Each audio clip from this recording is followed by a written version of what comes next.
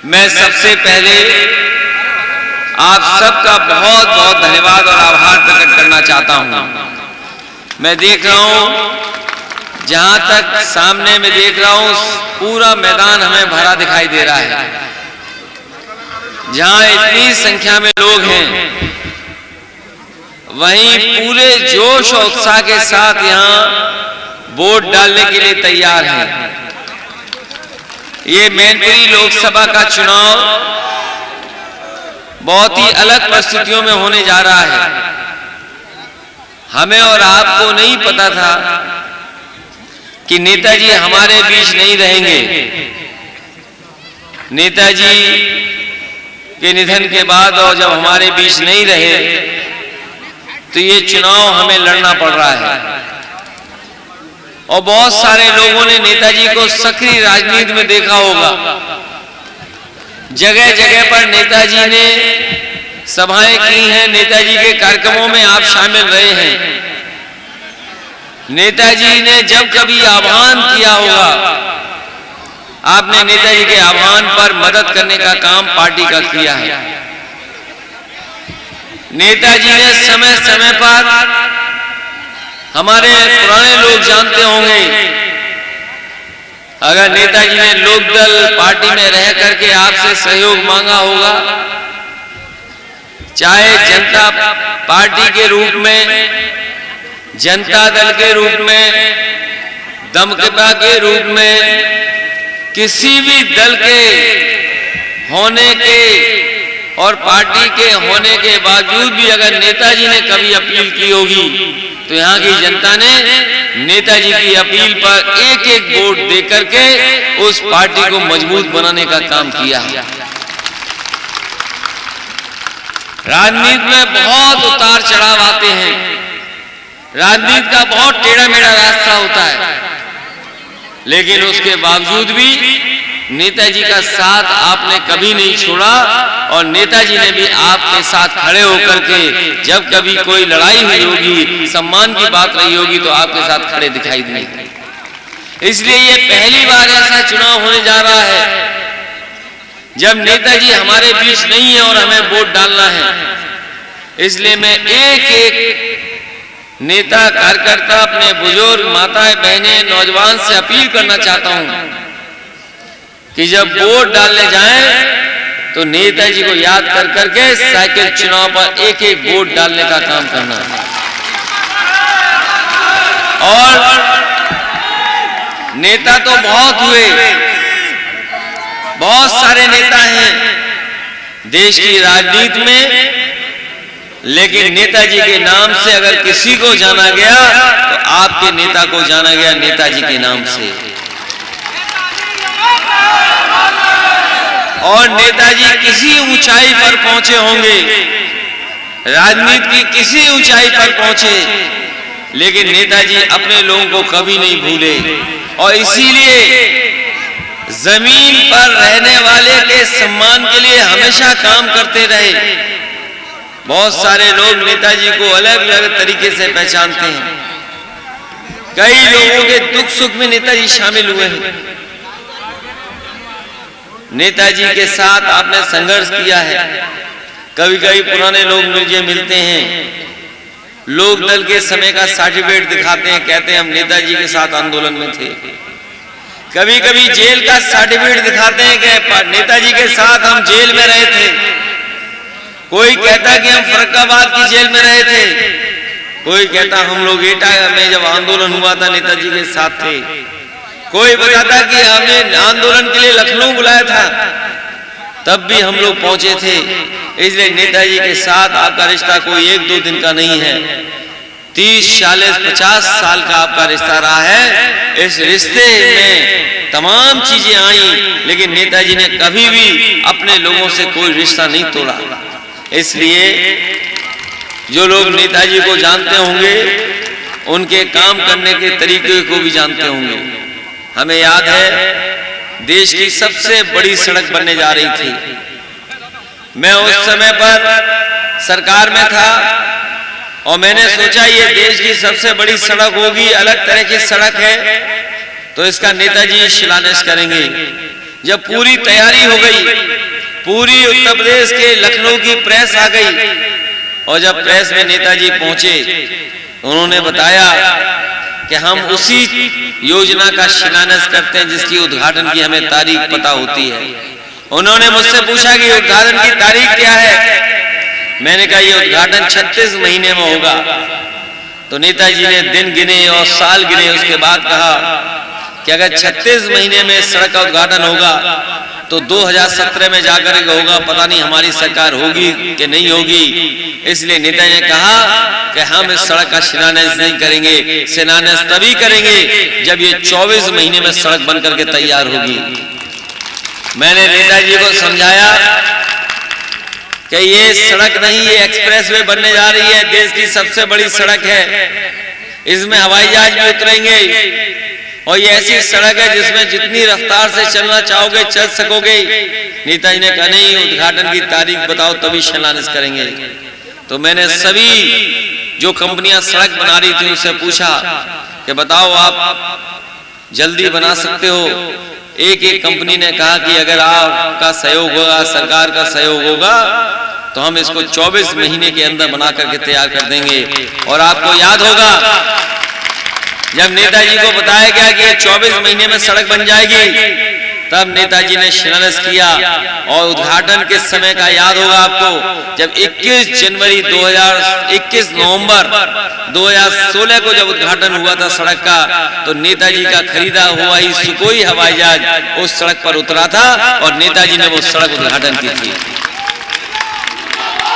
आज जो देश की सबसे बड़ी सड़क है इसलिए 23 महीने में बन गई, क्योंकि नेताजी चाहते थे 23 महीने में बनके तैयार हो जाए, तो 23 महीने में हम लोगों ने बना करके तैयार कर दी थी। इसीलिए इसी तरह हमारे फौज के लोग हैं यहाँ बैठे हैं और मंच पे भी हैं, वो जानते होंगे नेताजी को जब सियाचिन जाना था, फौज के बड़े बड़े अधिकारी आए और नेताजी से कहा कि आप अगर सियाचिन जाएंगे तो आपको कपड़े गर्म वाले पहनने पड़ेंगे, आप इन धोती कुर्ते में नहीं पहुंच पाएंगे क्योंकि सर्दी लग जाएगी, आपको कपड़े दूसरे पहनने होंगे। हमारे फौज के लोग जानते हैं 40 से लेकर के 50 डिग्री माइनस टेम्परेचर होता है वहां। नेताजी ने कहा अधिकारियों से कि हम सियाचिन जरूर जाएंगे लेकिन अपने पहनावे को नहीं बदलेंगे।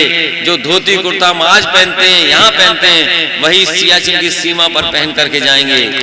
अधिकारी लोग परेशान हो गए कि कैसे लेकर के जाएंगे नेताजी को वहां, लेकिन उन्होंने इंतजाम किए। और आज भी वो तस्वीर और वीडियो हैं जिसमें आप देख सकते हो कि नेताजी जब सियाचिन गए थे तो वो अपने ही पहनावे में गए थे, कुर्ता और धोती में गए थे, कोई दूसरी ड्रेस नहीं बदली थी। इसी तरह जब नेताजी को सुखोई विमान के खरीदने के लिए करार करना था, सुखोई विमान भारत को खरीदने थे, नेताजी यहां से रूस गए और रूस जाने से पहले अधिकारियों ने फिर एक बार कहा कि आप रूस जा रहे हो, वहां भी सर्दी बहुत होती है, हवाएं ठंडी बहुत तेज चलती हैं और सर्दी के साथ साथ बर्फ भी है, पानी भी गिरता है। आप उस सर्दी में जाएंगे तो आपको पहनावा बदलना पड़ेगा, आपको ऐसे कपड़े पहनने पड़ेंगे जिससे आप सर्दी बचा सकें। मुझे याद है उस समय नेताजी जब गए थे तो उन्होंने कहा कि जब मैं सियाचिन जा सकता हूं धोती कुर्ते में, तो रूस में भी जब सुखोई विमान खरीदने जाऊंगा तो अपने भारत के कपड़े धोती कुर्ता पहन के जाएंगे, दूसरे कपड़ों में नहीं जाएंगे। और जब नेताजी गए थे तो वहां के जो राष्ट्रपति थे यल्त्सिन, वो उनको रिसीव कर करके लेकर के गए थे और उसके बाद ही भारत को सुखोई विमान मिले थे, जो आज भी देश के एयरफोर्स के बाद सबसे बेहतरीन अगर हवाई जहाज कोई है तो वही सुखोई हवाई जहाज है जो हमारे देश की रक्षा कर रहा है, वही नेताजी लाने का काम किया। मैं ये बात इसलिए बता रहा हूं उनके पहनावे की कि नेताजी किसी भी ऊंचाई पर पहुंच गए होंगे लेकिन अपनी जमीन के लोगों को कभी नहीं भूले, जमीन की चीजों को कभी नहीं भूले। ऊंचे से ऊंचे पद पर पहुंचे लेकिन अपने जमीन पर बैठे लोगों की हमेशा पहचान बनाकर रखे। इसलिए इस चुनाव में हम अपने किसान भाइयों से, नौजवानों से, माताओं बहनों से सबसे अपील करने जा रहे हैं कि हमने आपने नेताजी को खोया है, लेकिन नेताजी हमें और आपको एक समाजवादी आंदोलन देके गए हैं। एक समाजवादी रास्ता दिखा के गए हैं, और जो रास्ता नेताजी ने दिखाया है उसी रास्ते से किसान, गरीब और गांव में रहने वाले लोगों का भला होगा। इसलिए इस चुनाव में नेताजी को याद कर करके एक एक वोट साइकिल के चुनाव पर डालने का काम करना, यही अपील आपसे मैं करने आया हूं। जहां तक और सवाल हैं वो आपके छिपे नहीं हैं। अगर आप हमारे किसान भाई अगर डीएपी लेने गए होंगे तो घंटों लाइन में लगे होंगे, और आपको पता होगा डीएपी की बोरी कितने में मिली। कईयों को मिल नहीं पाई, और जिन्हें मिली भी उन्हें बताओ कितनी कीमत देनी पड़ गई। मैं देख रहा हूं, अभी हम बगल में गए थे विक्रमपुर में, वहां भी यही कीमत बता रहे थे। जैसे जैसे करेले मैनपुरी से दूर जा रहे हैं वैसे बोरी की कीमत भी बढ़ती चली जा रही है। कीमत बढ़ती, ओछा तक बहुत महंगी हो गई है। और जब से बीजेपी की सरकार आई है, एक बार तो सिलेंडर दे दिया, लेकिन अब बताओ माताएं बहनें कहां सिलेंडर भरवा पा रही हैं दोबारा। जब पहले मिला था तो कितने में भरा जा रहा था, और आज बताओ कितने में भरा जा रहा है। और जब बिजली का बिल आता होगा तो बताओ आपको करंट लग रहा है कि नहीं लग रहा है। और अगर बिजली का बिल नहीं दे पा रहे होगे तो बताओ मुकदमा दर्ज हो रहा कि नहीं हो रहा। डीजल पेट्रोल महंगा हो गया कि नहीं महंगा हो गया। एम्बुलेंस समाजवादियों ने चलाई, अब फोन मिलाते रहो एम्बुलेंस नहीं आ रही है। और जो 100 नंबर दिया वो 112 कर दिया बाबा मुख्यमंत्री ने। और जब से 112 हो गई तब से बेईमान हो गई पुलिस भी।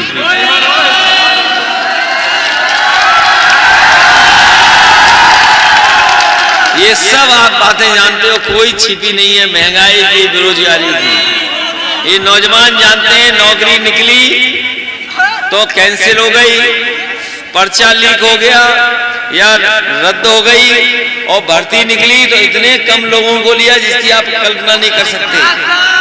अभी अग्निवीर की भर्ती हुई, 1,26,000 लोगों ने फॉर्म भरे थे फतेहपुर में, फर्रुखाबाद में। अभी फतेहगढ़ में, फर्रुखाबाद में जो भर्ती हुई 1,26,000 लोगों ने फॉर्म भरे थे नौजवानों ने, लेकिन सरकार ने 2,000 लोगों को भी नहीं लिया। और अग्निवीर जैसी व्यवस्था को हम कभी स्वीकार नहीं कर सकते, कभी स्वीकार नहीं कर सकते।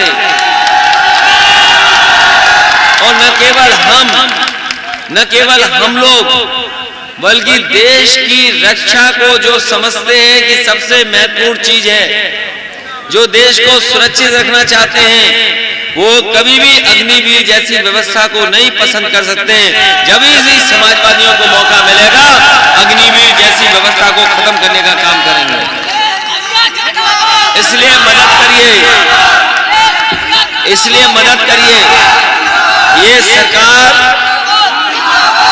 ये सरकार अमीरों की है, गरीबों की नहीं है। ये सरकार उद्योगपतियों की है, हमारी आपकी नहीं है। हमारी आपकी होती तो हमारे आपको सुविधा देते, हमारी आपकी मदद करते, नौकरी देते, रोजगार देते। इसलिए आप सबसे निवेदन करने जा रहा हूं कि नेताजी ने जो साइकिल चुनाव चिन्ह हमें आपको दिया, इसको भूलना नहीं है। साइकिल चुनाव चिन्ह हमें आपको मिला है। ये जहां तक हमें आपको नेताजी जो रास्ता दिखा के गए हैं और जो विरासत में हम लोगों को समाजवादी आंदोलन दिया है, नेताजी 50 साल में इस आंदोलन को यहाँ लेकर के आए हैं। अब हमारी आपकी जिम्मेदारी बनती है अगले 50 साल इस आंदोलन को लेकर के जाएं, तभी हमारे गरीब और हमारे किसानों को भला हो सकता है। इन्हीं शब्दों के साथ हमें पूरा भरोसा है कि आप लोग एक एक वोट साइकिल पर डालेंगे, साइकिल की मदद करेंगे और डिंपल यादव को ऐतिहासिक वोटों से जिता करके भेजेंगे। बहुत बहुत